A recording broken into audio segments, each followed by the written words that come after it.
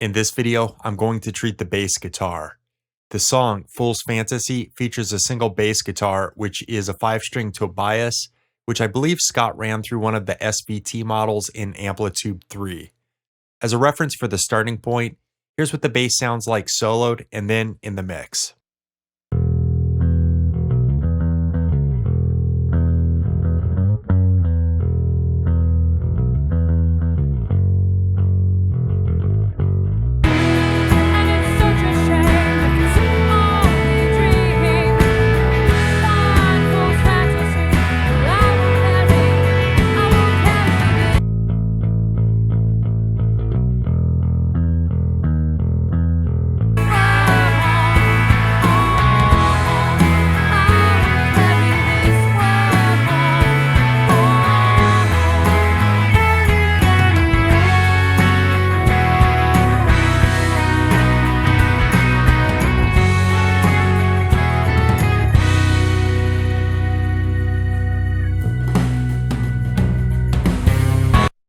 I think the sound offers quite a bit of note clarity. However, I think it's a tad mid-rangey, which causes it to get buried in the mix.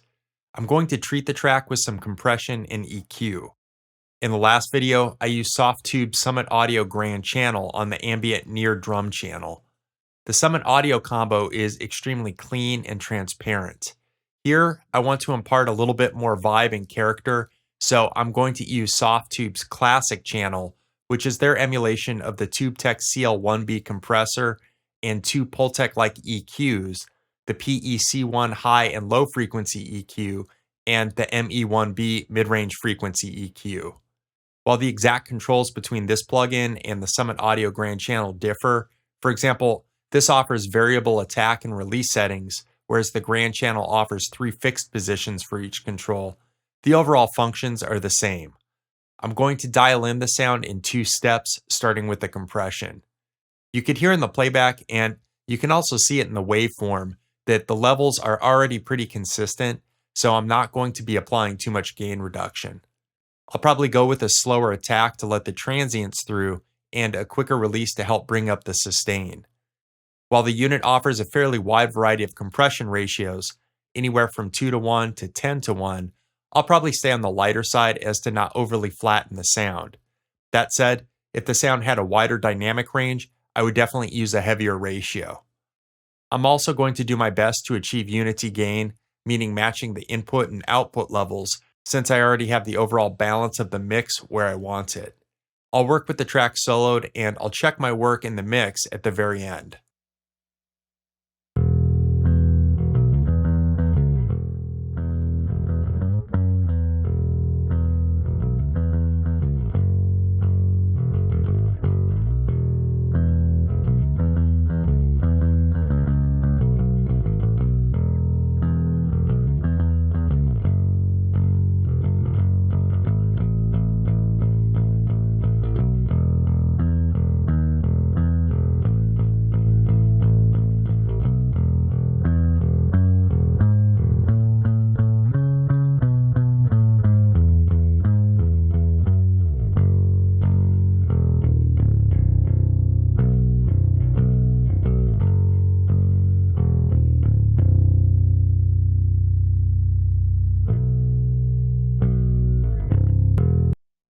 While this treatment of compression was fairly subtle, I think it helps the part sound bigger.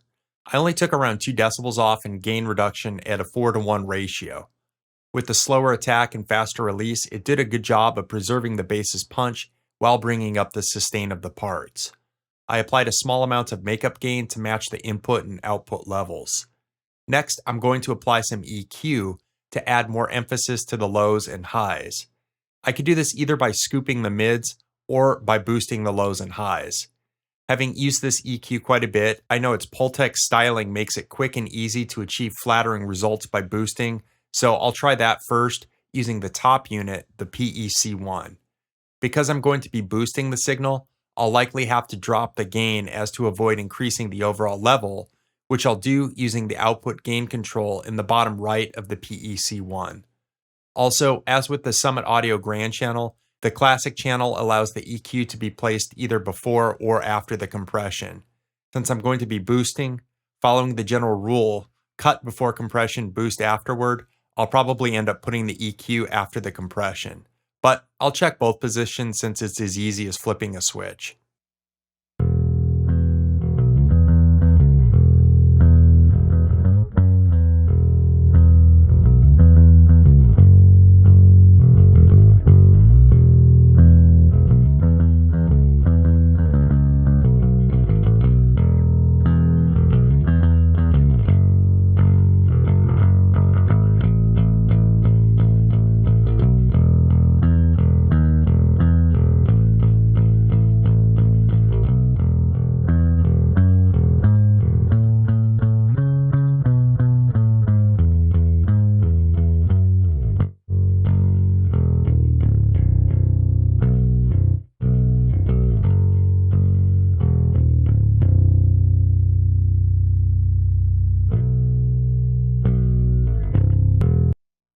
I think this adjustment here brought quite a bit out of the bass sound. The low frequency boost at 60 Hz filled out the bottom end and provided a more consistent bass presence. The high frequency boost at 4 kHz brought out the pick attack and added a very pleasing high frequency presence to the sound. Here's a quick playthrough of the before and after so you can hear what this application of Softube's TubeTech emulations did for the bass sound. First with the track soloed and then with the rest of the tracks in.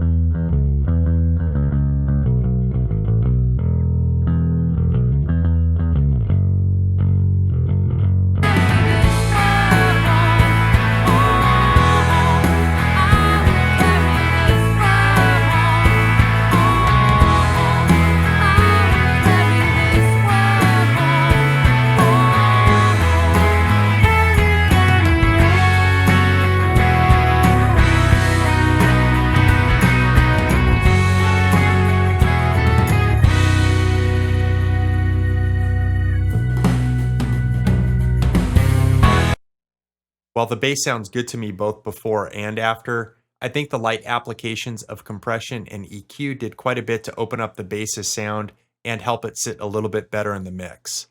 I think this goes to show that oftentimes, small touches can make the difference, and cumulatively, they can add up to a substantial difference. In the next video, I'm going to treat the keyboards.